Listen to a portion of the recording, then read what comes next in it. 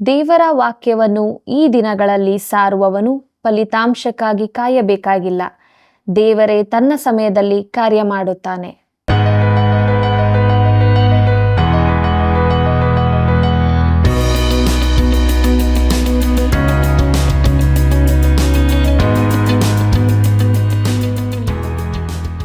ಆತ್ಮೀಯ ಸ್ನೇಹಿತರೆ, ನೀವೆಲ್ಲರೂ ಸಂತೋಷವಾಗಿದ್ದೀರಲ್ಲವೇ? ದೇವರ ವಾಕ್ಯಗಳನ್ನು ವಚನವಾಗಿ ಅಧ್ಯಯನ ಮಾಡುವ ಕಾರ್ಯಕ್ರಮಕ್ಕೆ ಪ್ರೀತಿಯ ಸುಸ್ವಾಗತ. ಇಂದು 33ನೇ ಅಧ್ಯಾಯದಲ್ಲಿ ಪ್ರವಾದಿಯಾದ ಯೆಹೆಜ್ಕೇಲನ ಪುನರ್ನೇಮಕ, ಅವನ ಕೆಲಸ ಹೇಗಿತ್ತು? ದೇವರಿಗೆ ಮೆಚ್ಚುಗೆಯಾಗಿತ್ತೋ? ದೇವರ ಮಾತಿನಂತೆ ಪಟ್ಟಣವು ಒಡೆಯಲ್ಪಟ್ಟಿತು. ಎಲ್ಲವನ್ನೂ ತಿಳಿದುಕೊಳ್ಳೋಣ. ಬನ್ನಿರಿ, ಪ್ರಾರ್ಥನಾ ಪೂರ್ವಕವಾಗಿ ನಮ್ಮ ಅಧ್ಯಯನವನ್ನು ಪ್ರಾರಂಭಿಸೋಣ. ದೇವರು ಮನುಷ್ಯರನ್ನು ಸತ್ಯವಂತರನ್ನಾಗಿ ಸೃಷ್ಟಿಸಿದನು, ಅವರಾದರೂ ಬಹು ಯುಕ್ತಿಗಳನ್ನು ಕಲ್ಪಿಸಿಕೊಂಡಿದ್ದಾರೆ. ಪ್ರಸಂಗಿ 7ನೇ ಅಧ್ಯಾಯ 29ನೇ ವಚನ. ಕರ್ತನಲ್ಲಿ ಪ್ರೀತಿಯುಳ್ಳ ಸಹೋದರ ಸಹೋದರಿಯರೇ, ನಮ್ಮ ರಕ್ಷಕನಾದ ಯೇಸು ಕ್ರಿಸ್ತನ ಅತಿ ಪರಿಶುದ್ಧವುಳ್ಳ ನಾಮದಲ್ಲಿ ನಿಮ್ಮೆಲ್ಲರಿಗೂ ನನ್ನ ಹೃದಯಪೂರ್ವಕವಾದ ಪ್ರೀತಿಯ ವಂದನೆಗಳು. ದೇವರ ಮಹಾಕೃಪೆಯಿಂದ ಸತ್ಯವೇದ ಅಧ್ಯಯನದಲ್ಲಿ ನಾವು ತಿಳಿದುಕೊಂಡ ಸತ್ಯಗಳಿಗಾಗಿ ದೇವರಿಗೆ ಸ್ತೋತ್ರ ಸಲ್ಲಿಸುತ್ತಾ ನಮ್ಮ ಅಧ್ಯಯನದಲ್ಲಿ ಮುಂದುವರಿಯುವ ಹಾಗೆ ಯೆಹೆಜ್ಕೇಲನ ಪ್ರವಾದನೆ ಗ್ರಂಥದ 33ನೇ ಅಧ್ಯಾಯವನ್ನು ನೋಡೋಣ. ಇದರ ಮುಖ್ಯ ಪ್ರಸ್ತಾಪ ಯೆಹೆಜ್ಕೇಲನ ಪುನರ್ನೇಮಕ ಎಂಬುದಾಗಿ. ಕರ್ತನಲ್ಲಿ ಪ್ರಿಯರೇ, 33ನೇ ಅಧ್ಯಾಯದಿಂದ ಈ ಪುಸ್ತಕದ ಕೊನೆಯ ದೊಡ್ಡ ವಿಭಾಗ ಪ್ರಾರಂಭವಾಗುತ್ತದೆ. 33ರಿಂದ 48ರ ತನಕದ ಅಧ್ಯಾಯಗಳಲ್ಲಿ ಕರ್ತನ ಮಹಿಮೆಯ ಕುರಿತು ಹಾಗೂ ಮುಂದೆ ಬರಲಿರುವ 1000 ವರ್ಷದ ಆಳಿಕೆಯ ಕುರಿತು ನೋಡಲಿದ್ದೇವೆ. ಇಸ್ರಾಯೇಲಿನ ಸುತ್ತಲಿನ ದೇಶಗಳ ಕುರಿತಾದ ಪ್ರವಾದನೆಗಳು 32ನೇ ಅಧ್ಯಾಯಕ್ಕೆ ಕೊನೆಗೊಂಡವು. ಈ ರಾಷ್ಟ್ರಗಳಲ್ಲಿ ಕೆಲವು ಇಸ್ರಾಯೇಲಿಗೆ ತಾಗಿಕೊಂಡಿರುವ ದೇಶಗಳಾಗಿದ್ದು, ಕೆಲವರಂತೂ ಅತೀ ಹತ್ತಿರವಾಗಿ ರಕ್ತ ಸಂಬಂಧಿಗಳೇ ಆಗಿದ್ದರು. ಈ ಪ್ರವಾದನೆಗಳು ಯೆರೂಸಲೇಮಿನ ನಾಶನಕ್ಕಿಂತ ಮೊದಲು ಹೇಳಲ್ಪಟ್ಟವುಗಳು. ಈಗ ಈ ಪ್ರವಾದನ ಪುಸ್ತಕದ 2ನೇ ಭಾಗಕ್ಕೆ ಬಂದಿದ್ದೇವೆ. ಇದರಲ್ಲಿ ಯೆಹೆಜ್ಕೇಲನು ಯೆರೂಸಲೇಮಿನ ನಾಶನದ ನಂತರ ನುಡಿದ ಪ್ರವಾದನೆಗಳಿವೆ. ಯೆಹೆಜ್ಕೇಲನು ಮತ್ತೊಮ್ಮೆ ಯೆರೂಸಲೇಮಿನೊಂದಿಗೆ ಮಾತನಾಡುತ್ತಿದ್ದಾನೆ. ಅವನು ಇಸ್ರಾಯೇಲ್ ದೇಶದ ಕುರಿತಾಗಿ ಮಾತನಾಡುತ್ತಾನೆ, ಆದರೆ ಈಗಿನ ಅವನ ಸಂದೇಶಗಳು ಬೇರೆ ರೀತಿಯವುಗಳಾಗಿವೆ. 25ನೇ ಅಧ್ಯಾಯದವರೆಗೆ ಎಲ್ಲವೂ ಯೆರೂಸಲೇಮಿನ ನಾಶನದ ಕಡೆಗೆ ಮುಖ ಮಾಡಿದ್ದವು. ಅವನು ಹೇಳಿದ್ದ ಪ್ರಕಾರವೇ ಯೆರೂಸಲೇಮು ನಾಶವಾಯಿತು. ಕರ್ತನಲ್ಲಿ ಪ್ರಿಯರೇ, ಈಗ ಅವನು ಮುಂದೆ ಬರಲಿರುವ 1000 ವರ್ಷದ ಆಳಿಕೆಯ ಕಡೆಗೆ ನೋಡುತ್ತಿದ್ದಾನೆ. ಆಗ ಈ ಭೂಲೋಕದಲ್ಲಿ ಕರ್ತನ ಮಹಿಮೆಯು ಪುನಃ ಕಾಣಿಸಲ್ಪಡುತ್ತದೆ. ಇದರಿಂದಾಗಿ ಈ ಭಾಗವು ಆಸಕ್ತಿ ಹುಟ್ಟಿಸುವಂಥದ್ದಾಗಿದೆ. ಯೆಹೆಜ್ಕೇಲನ ನೇಮಕವು ಪುನಃ ಸ್ಥಾಪಿಸಲ್ಪಟ್ಟದ್ದಲ್ಲದೆ, ಅವನು ಈವರೆಗೆ ಒಳ್ಳೆಯ ಕೆಲಸ ಮಾಡಿದ್ದಾನೆಂಬ ಪ್ರಶಂಸೆಯೂ ಕೊಡಲ್ಪಟ್ಟಿದೆ. ಇಲ್ಲಿಂದ ಮುಂದಕ್ಕೆ ಅವನು ಸೆರೆಯಲ್ಲಿರುವವರೊಂದಿಗೆ ಮಾತನಾಡುತ್ತಾನೆ. ಅವರು ಭವಿಷ್ಯದ ನಿರೀಕ್ಷೆಯಲ್ಲಿ ಬದುಕಬೇಕೆಂದು ಅವರಿಗೆ ಹೇಳುತ್ತಾನೆ. ಈ ತನಕದ ಈ ಸೆರೆಯಲ್ಲಿರುವವರಿಗೆ ತಮ್ಮ ಪಾಪದ ಕಾರಣದಿಂದಾಗಿ ಯಾವ ನಿರೀಕ್ಷೆಯೂ ಇರಲಿಲ್ಲ. ಆದರೆ ಇಸ್ರಾಯೇಲರಿಗೆ ನಿರೀಕ್ಷೆ ಉಂಟಾಗುತ್ತದೆಂದು ಯೆಹೆಜ್ಕೇಲನು ಹೇಳುತ್ತಾನೆ. ಪ್ರಿಯರೇ, ವಿಶ್ವಾಸಿಗಳಿಗೆ ಈಗ ಒಂದು ನಿರೀಕ್ಷೆ ಇರುತ್ತದೆ. ಅದು ದೇವರ ಮಾತಿನ ಮೇಲೆ ಆಧಾರಗೊಂಡಿದೆ. ಆತನು ಹೇಳಿದ್ದು ಖಂಡಿತವಾಗಿಯೂ ಭವಿಷ್ಯದಲ್ಲಿ ನೆರವೇರುತ್ತದೆ. ಇದು ದೇವರ ಮಕ್ಕಳಿಗೆ ಈ ದಿನದಲ್ಲಿ ದಿಕ್ಸೂಚಿಯಾಗಿರುತ್ತದೆ. ಕರ್ತನಲ್ಲಿ ಪ್ರೀತಿಯುಳ್ಳ ದೇವಜನರೇ, ಇದು ಇಸ್ರಾಯೇಲು 1000 ವರ್ಷದಾಳಿಕೆಯನ್ನು ಪ್ರವೇಶಿಸಿದ ಹಾಗೆ ಅಲ್ಲ. ನಾವು ನಿಜವಾಗಿಯೂ ಹೊಸ ಯೆರೂಸಲೇಮನ್ನು ಪ್ರವೇಶಿಸುತ್ತಿದ್ದೇವೆ. ವಿಶ್ವಾಸಿಗಳಾದ ನಮ್ಮೆದುರಿನಲ್ಲಿರುವ ಸಂಗತಿ ಇದೇ ಆಗಿದೆ. ಮುಂದಕ್ಕೆ ನಾವು ಪ್ರವಾದಿಯ ಪುನರ್ನೇಮಕ ಎಂಬ ವಿಚಾರವನ್ನು ನೋಡೋಣ. ಯೆಹೆಜ್ಕೇಲನ ಪ್ರವಾದನೆ ಗ್ರಂಥ 33ನೇ ಅಧ್ಯಾಯ 1ನೇ ವಚನವನ್ನು ಗಮನಿಸಿರಿ. ಯೆಹೋವನು ಈ ವಾಕ್ಯವನ್ನು ನನಗೆ ದಯಪಾಲಿಸಿದನು ಎಂಬುದಾಗಿ. ಕರ್ತನಲ್ಲಿ ಪ್ರಿಯರೇ, ಪುಸ್ತಕದಲ್ಲಿ ಇದೊಂದು ಶಾಶ್ವತ ಮಾತಾಗಿ ಬರುತ್ತಲೇ ಇದೆ. ತಾನು ತನ್ನ ಯೋಚನೆ ಅಭಿಪ್ರಾಯಗಳನ್ನು ಕೊಡದೆ ಕರ್ತನ ಮಾತುಗಳನ್ನೇ ಹೇಳುತ್ತಿದ್ದೇನೆಂದು ನಾವು ನೆನಪಿಸಿಕೊಳ್ಳುವಂತೆ ಮಾಡುತ್ತಾನೆ. ಮುಂದಕ್ಕೆ ನೋಡಿರಿ. ಯೆಹೆಜ್ಕೇಲನ ಪ್ರವಾದನೆ ಗ್ರಂಥ 33ನೇ ಅಧ್ಯಾಯ 2 ಮತ್ತು 3ನೇ ವಚನಗಳನ್ನು.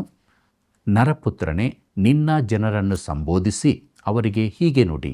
ನಾನು ದೇಶದ ಮೇಲೆ ಖಡ್ಗವನ್ನು ಬೀಳಮಾಡುವಾಗ ಆ ದೇಶದವರು ತಮ್ಮಲ್ಲಿ ಆರಿಸಿ ನೇಮಿಸಿಕೊಂಡ ಕಾವಲುಗಾರನು ದೇಶದ ಮೇಲೆ ಬೀಳುವ ಖಡ್ಗವನ್ನು ನೋಡಿದ ಕೂಡಲೇ ಕೊಂಬನ್ನೂದಿ ಸ್ವಜನರನ್ನು ಎಚ್ಚರಿಸಿದರು ಎಂಬುದಾಗಿ. ಹೆಜ್ಕೇಲನ ಸೇವೆಯ ಪ್ರಾರಂಭದಲ್ಲಿ ಅವನಿಗೆ ಕೊಡಲ್ಪಟ್ಟ ನಿಯೋಗವನ್ನು ದೇವರು ಪುನರುಚ್ಚರಿಸುತ್ತಾನೆ. ಅವನನ್ನು ಪಟ್ಟಣದ ಕಾವಲುಗಾರನಿಗೆ ಹೋಲಿಸುತ್ತಾನೆ. ಆ ದಿನಗಳಲ್ಲಿ ಹೆಚ್ಚಿನ ಪಟ್ಟಣಗಳು ಕಾವಲು ಗೋಡೆಗಳನ್ನು ಹೊಂದಿದ್ದವು. ಕತ್ತಲೆಯ ಅವಧಿಯಲ್ಲಿ ಈ ಗೋಡೆಗಳ ಮೇಲಿಂದ ವೈರಿಗಳು ಬರುವುದನ್ನು ಗಮನಿಸುವಂತೆ ಕಾವಲುಗಾರರನ್ನು ನೇಮಿಸುತ್ತಿದ್ದರು. ಪ್ರಿಯರೇ, ರಾತ್ರಿಯ ಪಾಳಿಯವನು ಎಲ್ಲವೂ ಸರಿಯಾಗಿದೆ ಎಂದು ಕೂಗಿ ಹೇಳಿ ತನ್ನ ಕಾವಲು ಸಮಯವನ್ನು ಮುಗಿಸುತ್ತಿದ್ದಿರಬಹುದು. ಹೀಗೆ ಕತ್ತಲೆಯಲ್ಲಿ ಬರುವ ವೈರಿಗಳ ಕುರಿತು ಎಚ್ಚರಿಸುತ್ತಿದ್ದರು. ಆಸಕ್ತಿಯ ವಿಚಾರವೇನೆಂದರೆ, ಸುಳ್ಳು ಪ್ರವಾದಿಗಳು ಎಲ್ಲವೂ ಸರಿಯಾಗಿದೆ ಎಂದು ವೈರಿಗಳು ಸಮೀಪಿಸುವಾಗಲೂ ಹೇಳುತ್ತಿದ್ದರು. ವೈರಿಗಳನ್ನು ಕಾಣದಷ್ಟು ಅವರು ಕುರುಡರಾಗಿರುತ್ತಿದ್ದರು. ಹೆಜ್ಕೇಲನು ನಂಬಿಗಸ್ತ ಕಾವಲುಗಾರನಾಗಿದ್ದು ಬಾಬೇಲೆಂಬ ವೈರಿ ಬರುತ್ತಿದ್ದಾನೆಂದು ಜನರನ್ನು ಎಚ್ಚರಿಸುತ್ತಿದ್ದನು. ಹೆಜ್ಕೇಲನ ಪ್ರವಾದನೆ ಗ್ರಂಥ 33ನೇ ಅಧ್ಯಾಯ 6ನೇ ವಚನವನ್ನು ಗಮನಿಸಿರಿ. ಆದರೆ ಕಾವಲುಗಾರನು ಬೀಳುವ ಖಡ್ಗವನ್ನು ನೋಡಿಯೂ ಕೊಂಬನ್ನೂದದೆ ಸ್ವಜನರನ್ನು ಎಚ್ಚರಿಸದೇ ಇರುವಲ್ಲಿ ಖಡ್ಗವು ಬಿದ್ದು ಆ ಜನರೊಳಗೆ ಯಾವನನ್ನೇ ಆಗಲಿ ನಾಶ ಮಾಡಿದರೆ ತನ್ನ ಅಧರ್ಮದಲ್ಲೇ ನಾಶಗೊಂಡ ಆ ಮನುಷ್ಯನ ಮರಣಕ್ಕೆ ಹೊಣೆಯಾದ ಕಾವಲುಗಾರನಿಗೆ ಮುಯ್ತೀರಿಸುವೆನು ಎಂಬುದಾಗಿ. ಜನರಿಗೆ ಅವರ ಪಾಪಗಳಿಗಾಗಿ ಶಿಕ್ಷೆ ದೊರಕುತ್ತದೆ. ಆದರೆ ಜನರನ್ನು ಎಚ್ಚರಿಸದೇ ಇದ್ದದಕ್ಕಾಗಿ ಕಾವಲುಗಾರನಿಗೆ ಶಿಕ್ಷೆ ದೊರಕುತ್ತದೆ. ಹೆಜ್ಕೇಲನು ಅವರನ್ನು ಎಚ್ಚರಿಸಿದನು, ಸುಳ್ಳು ಪ್ರವಾದಿಗಳು ಎಚ್ಚರಿಸಲಿಲ್ಲ. ಹೆಜ್ಕೇಲನು ಒಳ್ಳೆಯ ಕೆಲಸವನ್ನು ಮಾಡಿದ್ದನು. ಮುಂದಕ್ಕೆ ನೋಡಿರಿ. ಹೆಜ್ಕೇಲನ ಪ್ರವಾದನೆ ಗ್ರಂಥ 33ನೇ ಅಧ್ಯಾಯ 7ನೇ ವಚನವನ್ನು. ನರಪುತ್ರನೇ, ನಾನು ನಿನ್ನನ್ನು ಇಸ್ರಾಯೇಲ್ ವಂಶದವರಿಗೆ ಕಾವಲುಗಾರನನ್ನಾಗಿ ನೇಮಿಸಿದ್ದೇನೆ. ನೀನು ನನ್ನ ಬಾಯಿಯಿಂದ ಹೊರಡುವ ಮಾತನ್ನು ಕೇಳಿ ನನ್ನ ದೂತನಾಗಿ ಅವರನ್ನು ಎಚ್ಚರಪಡಿಸು ಎಂಬುದಾಗಿ. ಹೆಜ್ಕೇಲನು ಈ ಕರ್ತವ್ಯವನ್ನು ನೆರವೇರಿಸಿದ್ದನು. ಮುಂದಕ್ಕೆ ನೋಡೋಣ. ಹೆಜ್ಕೇಲನ ಪ್ರವಾದನೆ ಗ್ರಂಥ 33ನೇ ಅಧ್ಯಾಯ 8ನೇ ವಚನವನ್ನು. ನಾನು ದುಷ್ಟನಿಗೆ, ದುಷ್ಟನೇ ಸತ್ತೇ ಸಾಯುವಿ ಎಂದು ನುಡಿಯುವಾಗ ನೀನು ಆ ದುಷ್ಟನನ್ನು ತನ್ನ ದುರ್ಮಾರ್ಗದಿಂದ ತಪ್ಪಿಸಲು ಅವನನ್ನು ಎಚ್ಚರಪಡಿಸದೆ ಹೋದರೆ ಅವನು ತನ್ನ ಅಪರಾಧದಿಂದಲೇ ಸಾಯಬೇಕಾಗುವುದು. ಅವನ ಮರಣಕ್ಕೆ ಹೊಣೆಯಾದ ನಿನಗೆ ನಾನು ಮುಯ್ತೀರಿಸುವೆನು ಎಂಬುದಾಗಿ.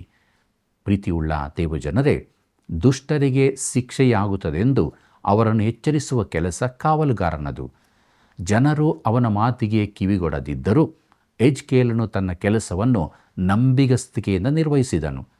ಕಾವಲುಗಾರನು ಎಚ್ಚರಿಕೆಯ ಕೂಗು ಕೊಡುವುದಷ್ಟೇ ಅವನ ಕೆಲಸವಾಗಿದೆ. ದೇವರ ವಾಕ್ಯವನ್ನು ಈ ದಿನದಲ್ಲಿ ಸಾರುವವನು ಫಲಿತಾಂಶಕ್ಕಾಗಿ ಕಾಯಬೇಕಾಗಿಲ್ಲ, ಒಳ್ಳೆಯ ಫಲ ತರುವ ಸುವಾರ್ತಿಕನನ್ನು ನೇಮಿಸುವ ಎಂದು ಕೆಲವರು ಹೇಳುತ್ತಾರೆ. ಕೂಟಗಳಲ್ಲಿ ಜನರು ಎದ್ದು ಮುಂದೆ ಬರುವುದು ಪ್ರಾಮುಖ್ಯವಾದದ್ದಲ್ಲ. ಪ್ರಸಂಗಿಯು ದೇವರ ವಾಕ್ಯವನ್ನು ತಿಳಿಸುವುದು ಅತೀ ಮುಖ್ಯವಾದದ್ದು. ಪ್ರಿಯರೇ, ಸುವಾರ್ತೆ ಕೇಳಿದವರು ನಿಜವಾಗಿಯೂ ಎಚ್ಚರಿಸಲ್ಪಟ್ಟವರಾಗುವಂತೆ ನಾವು ನೋಡಿಕೊಳ್ಳಬೇಕು. ಅವರು ಎಚ್ಚರಿಸಲ್ಪಡದಿದ್ದರೆ ಪ್ರಸಂಗಿಯೇ ಅದಕ್ಕೆ ಜವಾಬ್ದಾರನು. ತನ್ನ ಕರ್ತವ್ಯದ ಅಲಕ್ಷ್ಯಕ್ಕಾಗಿ ಅವನು ದೇವರಿಗೆ ತಕ್ಕ ಉತ್ತರ ಕೊಡಬೇಕಾಗಿದೆ. ಹೆಜ್ಕೇಲನ ಪ್ರವಾದನೆ ಗ್ರಂಥ 33ನೇ ಅಧ್ಯಾಯ 11ನೇ ವಚನವನ್ನು ನನ್ನೊಂದಿಗೆ ಗಮನಿಸಿರಿ. ನನ್ನ ಜೀವದಾಣೆ, ದುಷ್ಟನ ಸಾವಿನಲ್ಲಿ ನನಗೆ ಲೇಷವಾದರೂ ಸಂತೋಷವಿಲ್ಲ. ಅವನು ತನ್ನ ದುರ್ಮಾರ್ಗವನ್ನು ಬಿಟ್ಟು ಬಾಳುವುದೇ ನನಗೆ ಸಂತೋಷ. ಇಸ್ರಾಯೇಲ್ ವಂಶದವರೇ, ನಿಮ್ಮ ದುರ್ಮಾರ್ಗಗಳನ್ನು ಬಿಟ್ಟು ಬಿಡಿರಿ, ನೀವು ಸಾಯಲೇಕೆ ಎಂಬುದಾಗಿ.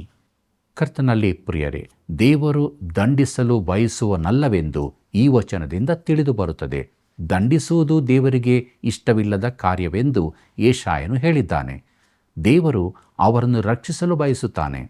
ಅವರು ಆತನ ಕಡೆಗೆ ತಿರುಗಿಕೊಂಡು ಜೀವವನ್ನು ಸ್ವೀಕರಿಸುವಂತೆ ಆತನು ಒತ್ತಾಯಿಸುತ್ತಿದ್ದಾನೆ. ಹೆಜ್ಕೇಲನ ಪ್ರವಾದನೆ ಗ್ರಂಥ 33ನೇ ಅಧ್ಯಾಯ 17ನೇ ವಚನವನ್ನು ಗಮನಿಸಿರಿ. ಆದರೆ ನಿನ್ನ ಜನರು ಕರ್ತನ ಕ್ರಮವು ಸಮವಲ್ಲವೆಂದು ಹೇಳುತ್ತಿದ್ದಾರೆ, ಅವರ ಕ್ರಮವೇ ಸಮವಲ್ಲವಷ್ಟೇ ಎಂಬುದಾಗಿ. ಪ್ರಿಯರೇ, ಇಸ್ರಾಯೇಲರಿಗೆ ಇನ್ನೊಂದು ದೂರು ಹೇಳಲಿಕ್ಕಿತ್ತು. ದೇವರು ತನ್ನ ನ್ಯಾಯ ತೀರ್ಮಾನದಲ್ಲಿ ಸರಿಯಾಗಿ ನಡ್ಕೊಳ್ಳಲಿಲ್ಲವೆಂದು ಅವರ ದೂರು. ಆತನು ಸರಿಯಾಗಿಯೇ ಶಿಕ್ಷೆ ಕೊಡುತ್ತಾನೆ, ಆದರೂ ಸೆರೆಯವರಲ್ಲಿ ಕೆಲವರು ಒಳ್ಳೆಯವರೂ ಇದ್ದರು. ಮುಂದಕ್ಕೆ ನೋಡೋಣ. ಯೆಹೆಜ್ಕೇಲನ ಪ್ರವಾದನೆ ಗ್ರಂಥ 33ನೇ ಅಧ್ಯಾಯ 18ನೇ ವಚನವನ್ನು. ಶಿಷ್ಟನು ತನ್ನ ಶಿಷ್ಟತನವನ್ನು ಬಿಟ್ಟು ಅಧರ್ಮ ಮಾಡಿದರೆ ಆ ಅಧರ್ಮದಿಂದಲೇ ಸಾಯುವನು ಎಂಬುದಾಗಿ. ಈ ವಚನವು ರಕ್ಷಣೆಯನ್ನು ಕಳಕೊಳ್ಳುವ ಕುರಿತಾಗಿ ತಿಳಿಸುತ್ತಿಲ್ಲ. ತನ್ನ ಮಕ್ಕಳಲ್ಲಿ ಯಾವನಾದರೂ ಪಾಪದಲ್ಲಿ ಬಿದ್ದರೆ ಅವನನ್ನು ತಾನು ದಂಡಿಸುತ್ತೇನೆಂದು ದೇವರು ಹೇಳುತ್ತಾನೆ. ಪೌಲನು ಕೊರಿಂಥದವರಿಗೆ ಬರೆದ ಮೊದಲನೇ ಪತ್ರಿಕೆ 11ನೇ ಅಧ್ಯಾಯ 31ರಲ್ಲಿ ಕೂಡ ಇದನ್ನೇ ಹೇಳಿದ್ದಾನೆ. ಏನೆಂದರೆ, ನಮ್ಮನ್ನು ನಾವೇ ವಿಚಾರಿಸಿಕೊಂಡರೆ ನ್ಯಾಯ ವಿಚಾರಣೆಗೆ ಒಳಗಾಗುವುದಿಲ್ಲ ಎಂಬುದಾಗಿ. ಮರಣಕರವಾದ ಪಾಪ ಉಂಟು ಎಂಬುದಾಗಿ ಯೋಹಾನ ಬರೆದ ಮೊದಲನೇ ಪತ್ರಿಕೆ 5ನೇ ಅಧ್ಯಾಯ 16ರಲ್ಲಿ ನೋಡುತ್ತೇವೆ. ದೇವರು ಈ ಮೂಲಕ ಹೇಳಿದ್ದಾನೆ, ಆತನು ದೇವರ ಮಗುವಿನ ವಿಷಯದಲ್ಲಿ ಮಾತನಾಡಿದ್ದು ಯಾವ ರೀತಿಯ ಮರಣದ ಕುರಿತಾಗಿ? ಆತನು ಭೌತಿಕ ಮರಣದ ಕುರಿತಾಗಿ ಹೇಳಿದ್ದಾನೆ. ಯೆಹೆಜ್ಕೇಲನ ಪ್ರವಾದನೆ ಗ್ರಂಥ 33ನೇ ಅಧ್ಯಾಯ 19ನೇ ವಚನವನ್ನು ಗಮನಿಸಿರಿ. ದುಷ್ಟನು ತನ್ನ ದುಷ್ಟತನವನ್ನು ಬಿಟ್ಟು ನೀತಿ ನ್ಯಾಯಗಳನ್ನು ನಡೆಸಿದರೆ ಅವುಗಳಿಂದ ಉಳಿಯುವನು ಎಂಬುದಾಗಿ. ಪ್ರಿಯರೇ, ದೇವರು ತಾನು ಮಾಡುವ ಕಾರ್ಯಗಳಲ್ಲಿ ನೀತಿಗನುಸಾರವಾಗಿಯೇ ಇರುತ್ತಾನೆ. ಒಬ್ಬ ದುಷ್ಟನು ದೇವರ ಕಡೆಗೆ ತಿರುಗಿಕೊಳ್ಳುವುದಾದರೆ ದೇವರು ಅವನನ್ನು ರಕ್ಷಿಸುತ್ತಾನೆ. ಯೆಹೆಜ್ಕೇಲನ ಪ್ರವಾದನೆ ಗ್ರಂಥ 33ನೇ ಅಧ್ಯಾಯ 20ನೇ ವಚನವನ್ನು ನನ್ನೊಂದಿಗೆ ಗಮನಿಸಿರಿ. ಆದರೆ ನೀವು ಯೆಹೋವನ ಕ್ರಮವು ಸಮವಲ್ಲವೆಂದು ಹೇಳುತ್ತಿದ್ದೀರಿ. ಇಸ್ರಾಯೇಲ್ ವಂಶದವರೇ, ನಿಮ್ಮ ನಡತೆಗೆ ತಕ್ಕ ಹಾಗೆ ನಾನು ನಿಮಗೆ ತೀರ್ಪು ಮಾಡುವೆನು ಎಂಬುದಾಗಿ. ಸೆರೆಗೆ ಒಯ್ಯಲ್ಪಟ್ಟವರಲ್ಲಿ ದೈವಭಕ್ತರೂ ಇದ್ದರು. ಅತೀ ದುಷ್ಟರಂತೆ ದೇವರನ್ನು ನಂಬಿದವರು ಕೂಡ ಸರಿಯಾಗಿ ಒಯ್ಯಲ್ಪಟ್ಟರು. ಮತ್ತು ಈ ದೇವರ ಭಕ್ತರು ಗುಣಗುಟ್ಟುತ್ತಾರೆ. ದೇವರು ಅನ್ಯಾಯ ಮಾಡಿದಂತೆ ಅವರಿಗೆ ಕಾಣುತ್ತದೆ. ನೀವು ಅನೇಕ ರೀತಿಯಲ್ಲಿ ಈ ಸೂತ್ರವನ್ನು ಅನುಭವಿಸುತ್ತೇವೆ. ಉದಾಹರಣೆಗೆ, ಅಮಲುಕೋರರ ಸಂಖ್ಯೆ ಹೆಚ್ಚಾಗುವುದರಿಂದ ನಾವು ವಿಮಾ ಕಂತುಗಳಿಗೆ ಹೆಚ್ಚು ಹಣ ಕೊಡಬೇಕಾಗುತ್ತದೆ. ನಾನು ಅಮಲು ಸೇವಿಸುವುದಿಲ್ಲ, ಆದರೆ ಅಮಲು ಸೇವಿಸುವವರ ಪಾಲಿನ ಅಧಿಕ ವಿಮಾ ಮೊತ್ತವನ್ನು ನಾನೂ ಕೂಡ ಕೊಡಬೇಕಾಗುತ್ತದೆ. ನಾವು ಹೆಚ್ಚಿನ ತೆರಿಗೆ ಕೊಡಬೇಕಾಗಿದೆ. ಯಾಕಂದರೆ ಹಣವನ್ನು ಬೇಕಾದಂತೆ ದುಂದು ವೆಚ್ಚ ಮಾಡುವವರು ತುಂಬ ಇದ್ದಾರೆ. ಪ್ರಿಯರೇ, ನಾವು ನಮ್ಮ ದೇಶದ ಮೂಲಕ ಪರಿಚಯಿಸಲ್ಪಡುತ್ತೇವೆ ಮತ್ತು ಇಸ್ರಾಯೇಲ್ನಲ್ಲಿದ್ದ ಒಳ್ಳೆಯ ಜನರು ಕಷ್ಟಪಡಬೇಕಾಯಿತು. ಯಾಕಂದರೆ ಅವರು ಇಸ್ರಾಯೇಲ್ ಹೆಸರಿನಿಂದ ಗುರುತಿಸಲ್ಪಟ್ಟರು. ಮುಂದಕ್ಕೆ ನಾವು ಪಟ್ಟಣವು ಒಡೆಯಲ್ಪಟ್ಟಿತು ಎಂಬ ವಿಚಾರವನ್ನು ನೋಡೋಣ. ಯೆಹೆಜ್ಕೇಲನ ಪ್ರವಾದನೆ ಗ್ರಂಥ 33ನೇ ಅಧ್ಯಾಯ 21ನೇ ವಚನವನ್ನು ಗಮನಿಸಿರಿ. ನಾವು ಸೆರೆಯಾಗಿ 12ನೇ ವರ್ಷದ 10ನೆಯ ತಿಂಗಳಿನ 5ನೆಯ ದಿನದಲ್ಲಿ ಯೆರೂಸಲೇಮಿನಿಂದ ಪಲಾಯನ ಮಾಡಿದವನೊಬ್ಬನು ನನ್ನ ಬಳಿಗೆ ಬಂದು ಪಟ್ಟಣವು ಶತ್ರುವಶವಾಯಿತು ಎಂದು ಹೇಳಿದನು ಎಂಬುದಾಗಿ. ದೇವರು ತನಗೆ ಹೇಳಿದ ಪ್ರಕಾರ ಯೆರೂಸಲೇಮು ನಾಶವಾಗುತ್ತದೆಂದು ಯೆಹೆಜ್ಕೇಲನು ಈಗಾಗಲೇ ಹೇಳಿದ್ದನು. ಆದರೆ ಈವರೆಗೆ ಅವನಿಗೆ ಯಾವ ಸೂಚನೆಯೂ ಸಿಕ್ಕಿರಲಿಲ್ಲ. ಪಟ್ಟಣವು ನಾಶವಾದ ವರ್ತಮಾನವು ಇವರಿಗೆ ತರಲ್ಪಟ್ಟಾಗ ಅದು ಅವರನ್ನು ಮೂಕರನ್ನಾಗಿ ಮಾಡಿತು. ಆ ವರ್ತಮಾನವು ಅವರನ್ನು ಅಲ್ಲಾಡಿಸಿತು. ಇಂತಹ ಒಂದು ಸಂಗತಿ ನಡೆದೀತು ಎಂದು ಅವರು ನಂಬಲೇ ಇಲ್ಲ. ಈ ವರ್ತಮಾನ ಬಂದ ದಿನದಂದೇ ಯೆಹೆಜ್ಕೇಲನ ಪತ್ನಿಯು ಸತ್ತಳು. ಆಗ ದೇವರು ಅವನಿಗೆ ಹೇಳಿದನು, ನಿನ್ನ ಪತ್ನಿಗಾಗಿ ದುಃಖಿಸಬೇಡ. ನಾನು ಅವರ ಪಟ್ಟಣವನ್ನು ತ್ಯಜಿಸಿದ್ದೇನೆಂಬುದನ್ನು ಅವರು ತಿಳಿದುಕೊಳ್ಳಬೇಕು. ನಾನು ಯೆರೂಸಲೇಮನ್ನು ಉಳಿಸುತ್ತೇನೆ, ನಾಶ ಮಾಡುವುದಿಲ್ಲವೆಂದು ಅವರು ನೆನೆಸುತ್ತಾರೆ. ಮುಂದಕ್ಕೆ ನೋಡೋಣ. ಯೆಹೆಜ್ಕೇಲನ ಪ್ರವಾದನೆ ಗ್ರಂಥ 33ನೇ ಅಧ್ಯಾಯ 22ನೇ ವಚನವನ್ನು. ಅವನು ಬರುವುದಕ್ಕೆ ಹಿಂದಿನ ಸಾಯಂಕಾಲ ನಾನು ಯೆಹೋವನ ಹಸ್ತ ಸ್ಪರ್ಶದಿಂದ ಪರವಶನಾಗಿರಲು ಯೆಹೋವನು ಆ ಪಲಾಯಿತನ ಬೆಳಿಗ್ಗೆ ಬರುವನೆಂದು ನನ್ನ ಬಾಯನ್ನು ಬಿಚ್ಚಿದ್ದನು. ಹೌದು, ನನ್ನ ಬಾಯಿ ಬಿಚ್ಚಿತು, ನನ್ನ ಮೂಕತನವು ಹೋಯಿತು ಎಂಬುದಾಗಿ. ಪ್ರೀತಿಯುಳ್ಳ ದೇವಜನರೇ, 24ನೇ ಅಧ್ಯಾಯದ ಅಂತ್ಯಭಾಗದಲ್ಲಿ ಯೆರೂಸಲೇಮಿನ ನಾಶನವನ್ನು ದೇವರು ಹೆಜ್ಕೇಲನಿಗೆ ತಿಳಿಸಿದ್ದನು. ಆ ಸಮಯದಿಂದ ಹಿಡಿದು 25ರಿಂದ 33 ಅಧ್ಯಾಯಗಳವರೆಗೆ ಯೆರೂಸಲೇಮಿನ ಕುರಿತು ಯಾವ ಪ್ರವಾದನೆಯನ್ನೂ ತಿಳಿಸಿರಲಿಲ್ಲ. ಬದಲಾಗಿ ಸುತ್ತಲಿನ ದೇಶಗಳ ಕುರಿತ ಸಂದೇಶಗಳನ್ನು ಕೊಟ್ಟನು. ಈಗ 33ನೇ ಅಧ್ಯಾಯಕ್ಕೆ ನಾವು ಬರುವಾಗ ದೇವರು ಹೆಜ್ಕೇಲನನ್ನು ಯೆರೂಸಲೇಮಿನ ಕುರಿತು ಮೂಕನನ್ನಾಗಿ ಮಾಡುವುದಿಲ್ಲ. ದೇವರು ಅವನಿಗೆ ಹೇಳಿದನು, ಈಗ ಯೆರೂಸಲೇಮಿನ ಕುರಿತು ನಿನಗೆ ಹೇಳತಕ್ಕದ್ದು ಇದೆ ಎಂದು.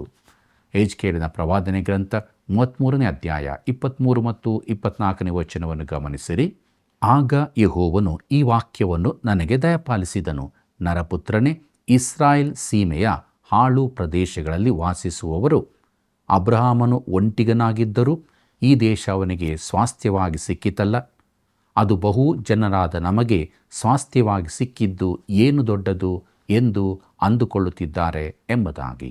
ದೇವರು ಅಬ್ರಹಾಮನನ್ನು ಹೇಗೆ ನೋಡಿಕೊಂಡನೆಂಬುದನ್ನು ಇಸ್ರಾಯೇಲ್ಯರು ನೆನಪಿನಲ್ಲಿರಿಸಿಕೊಂಡಿದ್ದರು. ಅವನು ಒಂಟಿಯಾಗಿದ್ದನು, ಅವರಾದರೂ ದೊಡ್ಡ ಸಮೂಹವಾಗಿದ್ದಾರೆ. ಅವರನ್ನು ಆತನು ಅದೇ ರೀತಿಯಾಗಿ ನೋಡಿಕೊಳ್ಳಬೇಕೆಂದು ಅವರು ನಿರೀಕ್ಷೆ ಮಾಡಿದ್ದರು. ಅಬ್ರಹಾಮನಿಗೂ ಅವರಿಗೂ ತುಂಬ ವ್ಯತ್ಯಾಸವಿದೆ ಎಂಬುದನ್ನು ಅವರು ಲಕ್ಷ್ಯಕ್ಕೆ ತೆಗೆದುಕೊಳ್ಳಲಿಲ್ಲ. ಅಬ್ರಹಾಮನು ದೇವರನ್ನು ನಂಬಿದನು, ಅದು ಅವನ ಲೆಕ್ಕಕ್ಕೆ ನೀತಿ ಎಂದು ಎಣಿಸಲ್ಪಟ್ಟಿತು. ಈ ಜನರಾದರೂ ದೇವರನ್ನು ನಂಬಲಿಲ್ಲ. ಮುಂದಕ್ಕೆ ನೋಡೋಣ. ಹೆಜ್ಕೇಲನ ಪ್ರವಾದನೆ ಗ್ರಂಥ 33ನೇ ಅಧ್ಯಾಯ 25ನೇ ವಚನವನ್ನು. ಆದದರಿಂದ ನೀನು ಅವರಿಗೆ ಹೀಗೆ ನುಡಿ, ಕರ್ತನಾದ ಯೆಹೋವನು ಇಂತೆನ್ನುತ್ತಾನೆ, ರಕ್ತದಿಂದ ಕೂಡಿದ ಮಾಂಸವನ್ನು ತಿನ್ನುತ್ತೀರಿ, ಬೊಂಬೆಗಳ ಕಡೆಗೆ ಕಣ್ಣೆತ್ತುತ್ತೀರಿ, ರಕ್ತವನ್ನು ಸುರಿಸುತ್ತೀರಿ, ನಿಮ್ಮಂಥವರು ದೇಶವನ್ನು ಅನುಭವಿಸಬಹುದೇ ಎಂಬುದಾಗಿ. ದೇವರು ಅವರಿಗೆ ಹೇಳುತ್ತಾನೆ, ನಿಮಗೆ ದೇಶವನ್ನು ನಾನು ಕೊಡುವುದಿಲ್ಲ. ಅನ್ಯಜನರನ್ನು, ವಿಗ್ರಹಾರಾಧಕರನ್ನು ಅವರ ಪಾಪಗಳಿಗಾಗಿ ದೇಶದಿಂದ ಹೊರಹಾಕುತ್ತೇನೆ. ನೀವು ಅವರು ಮಾಡಿದ್ದನ್ನೇ ಮಾಡುತ್ತಿದ್ದೀರಿ. ಹೆಜ್ಕೇಲನ ಪ್ರವಾದನೆ ಗ್ರಂಥ 33ನೇ ಅಧ್ಯಾಯ 28ನೇ ವಚನವನ್ನು ನನ್ನೊಂದಿಗೆ ಗಮನಿಸಿರಿ. ನಾನು ದೇಶವನ್ನು ಹಾಳು ಪಾಳು ಮಾಡುವೆನು, ಅದರ ಶಕ್ತಿಯ ಮದವು ಇಳಿದು ಹೋಗುವುದು, ಯಾರೂ ಅಲ್ಲಿ ಹಾದು ಹೋಗರು ಎಂಬುದಾಗಿ. ನನ್ನ ಕೆಲವು ಮಿತ್ರರಂತೆ ನಾನು ಇಸ್ರಾಯೇಲ್ ದೇಶದ ಕುರಿತಾಗಿ ಅತಿಯಾಗಿ ಉತ್ಸುಕನಾಗುವುದಿಲ್ಲ. ಅವರು ಆ ದೇಶಕ್ಕೆ ಹೋದಾಗ ಅವರು ಅತಿಯಾಗಿ ವರ್ತಿಸುತ್ತಾರೆ. ಅವರಲ್ಲಿ ಕೆಲವರ ವರ್ತನೆ ನೋಡಿದರೆ ಅಮಲೇರಿದವರಂತೆ ಕಾಣುತ್ತಾರೆ. ಅವರು ಹೇಳುತ್ತಾರೆ, ಈ ದೇಶವನ್ನು ನೋಡುವುದು ಅದ್ಭುತವಲ್ಲವೇ ಎಂದು. ಹೆಜ್ಕೇಲನ ಪ್ರವಾದನೆ ಗ್ರಂಥ 33ನೇ ಅಧ್ಯಾಯ 30ನೇ ವಚನವನ್ನು ಗಮನಿಸಿರಿ. ನರಪುತ್ರನೇ, ನಿನ್ನ ಜನರು ಗೋಡೆಗಳ ನೆರಳಿನಲ್ಲಿಯೂ ಮನೆಯ ಬಾಗಿಲುಗಳಲ್ಲಿಯೂ ನಿನ್ನ ಪ್ರಸ್ತಾಪವನ್ನೆತ್ತಿ ಪರಸ್ಪರವಾಗಿ ಒಬ್ಬರಿಗೊಬ್ಬರು ಯೆಹೋವನ ಬಾಯಿಯಿಂದ ಹೊರಟ ಮಾತೇನು ಕೇಳೋಣ ಬನ್ನಿರಿ ಎಂದು ಹೇಳಿಕೊಳ್ಳುತ್ತಿದ್ದಾರೆ ಎಂಬುದಾಗಿ. ಜನರು ಅಲ್ಲಾಡಿ ಹೋಗಿದ್ದಾರೆ. ಈಗ ಹೆಜ್ಕೇಲನ ಮಾತನ್ನು ಕೇಳಲು ಸಿದ್ಧರಾಗಿದ್ದಾರೆ, ಆದರೆ ಅದರಂತೆ ನಡೆಯಲು ಸಿದ್ಧರಿಲ್ಲ. ಹೆಜ್ಕೇಲನ ಪ್ರವಾದನೆ ಗ್ರಂಥ 33ನೇ ಅಧ್ಯಾಯ 31ನೇ ವಚನವನ್ನು ಗಮನಿಸಿರಿ. ಪ್ರಶ್ನೆ ಕೇಳುವುದಕ್ಕೆ ಬರುವ ಜನರಂತೆ ಅವರು ನಿನ್ನ ಬಳಿಗೆ ಬಂದು ನನ್ನ ಭಕ್ತನಾಗಿ ನಿನ್ನ ಮುಂದೆ ಕೂತುಕೊಂಡು ನಿನ್ನ ಮಾತುಗಳನ್ನು ಕೇಳುತ್ತಾರೆ, ಆದರೆ ಕೈಕೊಳ್ಳುವುದಿಲ್ಲ. ಬಾಯಿಯಿಂದ ಬಹು ಪ್ರೀತಿಯನ್ನು ತೋರಿಸುತ್ತಾರೆ, ಅವರ ಮನಸ್ಸೇನೋ ತಾವು ದೋಚಿಕೊಂಡದರ ಮೇಲೆ ಹೋಗುತ್ತದೆ ಎಂಬುದಾಗಿ. ಪ್ರಿಯರೇ, ಮೇಲ್ನೋಟಕ್ಕೆ ಅವರು ತಿರುಗಿಕೊಂಡಂತೆ ಕಾಣುತ್ತದೆ. ಆತನು ಹೇಳುವುದೇನೆಂದು ಕೇಳಬಯಸಿದರೂ ಅದಕ್ಕೆ ವಿಧೇಯರಾಗುವ ಮನಸ್ಸಿರಲಿಲ್ಲ. ಈ ದಿನಗಳಲ್ಲಿ ಆಸಕ್ತಿಕರವಾದ ಒಳ್ಳೆಯ ಪ್ರಸಂಗ ಕೇಳಲು ದೇವಾಲಯಕ್ಕೆ ಹೋಗುವವರಂತೆ, ಆದರೆ ಕೇಳಿದ ಮಾತು ಅವರ ಜೀವಿತಗಳನ್ನು ಬದಲಾಯಿಸುತ್ತಿಲ್ಲ. ಯಾಕೋಬನು ನೇರವಾಗಿ ಹೇಳುತ್ತಾನೆ, 1ನೇ ಅಧ್ಯಾಯ 22ರಲ್ಲಿ, ವಾಕ್ಯದ ಪ್ರಕಾರ ನಡೆಯುವವರಾಗಿರಿ, ಅದನ್ನು ಕೇಳುವವರು ಮಾತ್ರವೇ ಆಗಿದ್ದು ನಿಮ್ಮನ್ನು ನೀವೇ ಮೋಸಗೊಳಿಸಬೇಡಿರಿ ಎಂಬುದಾಗಿ. ಪ್ರಿಯರೇ, ಸೆರೆಯಲ್ಲಿರುವ ಈ ಜನರ ಕುರಿತು ದೇವರು ಹೆಜ್ಕೇಲನಿಗೆ ಇದನ್ನೇ ನುಡಿದನು. ಅವರು ನಿನ್ನ ಮಾತನ್ನು ಕೇಳುತ್ತಾರೆ, ಆದರೆ ಕೈಕೊಳ್ಳುವುದಿಲ್ಲ ಎಂದು. ಹೆಜ್ಕೇಲನ ಪ್ರವಾದನೆ ಗ್ರಂಥ 33ನೇ ಅಧ್ಯಾಯ 32 ಮತ್ತು 33ನೇ ವಚನಗಳನ್ನು ನೋಡೋಣ. ಇಗೋ, ನಿನ್ನ ಮಾತು ಅವರ ಎಣಿಕೆಯಲ್ಲಿ ಒಬ್ಬ ಸಂಗೀತಗಾರರು ವಾದ್ಯವನ್ನು ಜಾಣತನದಿಂದ ಬಾರಿಸಿ ಮಧುರ ಸ್ವರದಿಂದ ಹಾಡುವ ಪ್ರೇಮ ಗೀತಕ್ಕೆ ಸಮಾನವಾಗಿದೆ. ನಿನ್ನ ಮಾತುಗಳನ್ನು ಕೇಳುತ್ತಾರೆ, ಆದರೆ ಕೈಕೊಳ್ಳುವುದಿಲ್ಲ. ನೀನು ಮುಂತಿಳಿಸಿದ್ದು ಸಂಭವಿಸುವಾಗ ಆಹಾ ಸಂಭವಿಸಿತು, ತಮ್ಮ ಮಧ್ಯದಲ್ಲಿದ್ದವನು ಪ್ರವಾದಿಯೇ ಎಂದು ಅವರಿಗೆ ನಿಶ್ಚಿತವಾಗುವುದು ಎಂಬುದಾಗಿ. ಯೆಜ್ಕೇಲನು ಹೇಳಿದಂತೆ ಯೆರೂಸಲೇಮು ಪತನವಾದದರಿಂದ ಅವನು ದೇವರ ನಿಜ ಪ್ರವಾದಿಯೆಂದು ಜನರು ತಿಳಿದುಕೊಂಡರು. ಅವನು ದೇವರ ಮಾತನ್ನೇ ತಿಳಿಸುತ್ತಾನೆಂದು ತಿಳಿದರೂ ಅವರು ಅದಕ್ಕೆ ವಿಧೇಯರಾಗಲಿಲ್ಲ. ಪ್ರೀತಿ, ಭವಿಷ್ಯ, ಪ್ರವಾದನೆಗಳ ಕುರಿತ ನಿನ್ನ ಮಾತುಗಳನ್ನು ಇಷ್ಟಪಡುತ್ತಾರೆ, ಆದರೆ ಅದರಿಂದ ಅವರ ಜೀವಿತ ಬದಲಾಗಲಿಲ್ಲ. ಈಗಲೂ ಅವರು ನನ್ನಿಂದ ದೂರವಾಗಿಯೇ ಇದ್ದಾರೆ. ಯೆರೂಸಲೇಮು ನಾಶವಾಗುತ್ತದೆಂದು ಹೇಳಿದವನು ಯೆಜ್ಕೇಲನು ಮಾತ್ರ. ಅದು ನಾಶವಾಗುವುದಿಲ್ಲವೆಂದು ಎಲ್ಲ ಸುಳ್ಳು ಪ್ರವಾದಿಗಳು ಹೇಳಿದ್ದರು. ಈಗ ಮಾತು ದೃಢಪಡಿಸಲ್ಪಟ್ಟಿದೆ, ಯೆರೂಸಲೇಮು ನಾಶ ಮಾಡಲ್ಪಟ್ಟಿದೆ. ಇದರಿಂದಾಗಿ ಯೆಜ್ಕೇಲನು ನಿಜ ಪ್ರವಾದಿಯೆಂದು ತಿಳಿದು ಬಂತು. ಪ್ರೀತಿಯುಳ್ಳ ಸಹೋದರ ಸಹೋದರಿಯರೇ, ನಮ್ಮ ಜೊತೆ ಇರುವಂಥ ದೇವರ ವಾಕ್ಯವು ನಮ್ಮ ಸಂಗಡ ಮಾತನಾಡುತ್ತದೆ. ನಾವು ಅದಕ್ಕೆ ವಿಧೇಯರಾದರೆ ನಿಜವಾಗಿಯೂ ದೇವರ ಆಶೀರ್ವಾದವನ್ನು ಹೊಂದಿಕೊಳ್ಳುತ್ತೇವೆ. ಹೀಗಾಗುವುದಕ್ಕಾಗಿ ದೇವರ ಬಳಿ ಬರೋಣ, ಪ್ರಾರ್ಥನೆ ಮಾಡೋಣ. ನಮ್ಮನ್ನು ಬಹಳವಾಗಿ ಪ್ರೀತಿ ಮಾಡುವಂಥ ನಮ್ಮ ರಕ್ಷಕನಾದ ಯೇಸು ಸ್ವಾಮಿಯಲ್ಲಿ ತಂದೆಯಾದ ದೇವರೇ, ಇದ್ದಂಥ ಸ್ಥಿತಿಯಲ್ಲಿ ನಿನ್ನ ಬಳಿಗೆ ನಾವು ಬಂದಿದ್ದೇವೆ. ನಿನ್ನ ವಾಕ್ಯದ ಮೂಲಕ ನಮ್ಮನ್ನು ಬಲಪಡಿಸಿ ನಾವು ನಿತ್ಯ ಜೀವದ ನಿರೀಕ್ಷೆಯಲ್ಲಿ ಮುಂದೆ ಸಾಗುವುದಕ್ಕೆ ನಮಗೆ ಸಹಾಯ ಮಾಡು. ಯಾವಾಗಲೂ ನಿನ್ನ ವಾಕ್ಯವನ್ನು ಕೈಕೊಂಡು ನಡೆಯುವುದಕ್ಕೆ ಕೃಪೆ ಕೊಡು. ನಮ್ಮೆಲ್ಲ ವೀಕ್ಷಕ ಬಾಂಧವರು ಅವರವರು ಇರುವಂಥ ಸ್ಥಳದಲ್ಲಿ ನಿನ್ನ ಬಳಿ ಪ್ರಾರ್ಥಿಸುವಾಗ ಅವರ ಭಿನ್ನಗಳನ್ನು ಆಲಿಸು, ಅವರಿಗೆ ಸದುತ್ತರವನ್ನು ಕೊಟ್ಟು ಸಮಾಧಾನದ ಜೀವಿತದಲ್ಲಿ ನಡೆಸಿ ನೀನು ಮಾತ್ರ ಮಹಿಮೆ ಹೊಂದು. ಯೇಸುವಿನ ನಾಮದಲ್ಲಿ ಬೇಡಿದ್ದೇವೆ ತಂದೆಯೇ, ಆಮೆನ್. ಆತ್ಮೀಯರೇ, ಯೆಹೆಜ್ಕೇಲನು ಮತ್ತೊಮ್ಮೆ ಯೆರೂಸಲೇಮಿನೊಂದಿಗೆ ಮಾತಾಡುವುದನ್ನು ನೋಡಿದೆವು. ನಮ್ಮ ನಿರೀಕ್ಷೆಯು ದೇವರ ಮಾತಿನ ಮೇಲೆ ಆಧಾರಗೊಂಡಿದೆ. ನಾವು ಫಲಿತಾಂಶಕ್ಕಾಗಿ ಸೇವೆ ಮಾಡುವವರು ಆಗಿರಬಾರದು. ದೇವರೇ ಎಲ್ಲವನ್ನು ನಡೆಸುತ್ತಾನೆ. ಪಟ್ಟಣವು ಒಡೆಯಲ್ಪಟ್ಟಿರುವುದನ್ನು ನೋಡಿರುವ ನಾವು ದೇವರಿಗೆ ವಿಧೇಯರಾಗೋಣ. ನಂಬಿಕೆಯ ಜೀವಿತದಲ್ಲಿ ಮುನ್ನಡೆದು ಇತರರನ್ನು ದೇವರ ಬಳಿಗೆ ನಡೆಸೋಣ. ಪ್ರಿಯ ವೀಕ್ಷಕರೇ, ದೇವರ ವಾಕ್ಯವು ನಿಮ್ಮ ಸಂಗಡ ಮಾತಾಡಿದೆ ಅಲ್ಲವೇ? ಇನ್ನೇಕೆ ತಡ ಮಾಡುವಿರಿ? ಹಿಂದೆ ಕರೆ ಮಾಡಿರಿ. ಮುಂದಿನ ಕಾರ್ಯಕ್ರಮದಲ್ಲಿ ಮತ್ತೆ ಸಂಧಿಸೋಣ. ವಂದನೆಗಳು.